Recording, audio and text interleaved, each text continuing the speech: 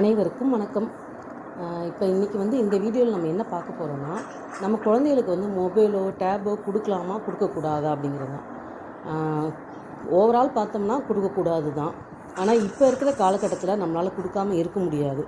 அதுக்கு நம்ம என்ன பண்ணோன்னா, அவங்களுக்கு அது ஒரு ரிவார்டு ஐட்டமாக வச்சு நம்ம கொடுத்தோம்னா அவங்களுக்கு அது ரொம்ப யூஸ்ஃபுல்லாக இருக்கும். இப்போ நீ அவங்கள்ட்ட காலையில் ஒரு 15 மினிட்ஸ், சாயங்காலம் ஒரு 15 மினிட்ஸ், இல்லை 20 மினிட்ஸ் அந்த மாதிரி கணக்கு வச்சுட்டு நம்ம ஏதாவது இன்றைக்கி அவங்களை ஏதாவது ஒரு ஒர்க் பண்ண வைக்கணும், இல்லை ஏதாவது ஒரு ஆக்டிவிட்டி பண்ண வைக்கணும்னா, இன்றைக்கி நீ இந்த ஆக்டிவிட்டி கொடுத்தா இன்றைக்கி நான் இந்த நேரத்துக்கு உனக்கு இந்த டேப் கொடுப்பேன், இல்லை ஃபோன் கொடுப்பேன் அப்படின்னு சொல்லி அவங்களுக்கு கொடுக்க வைக்கலாம். அப்படிங்கும்போது அவங்க அவங்களும் ஈஸியாக அந்த விஷயத்தை பண்ணுவாங்க.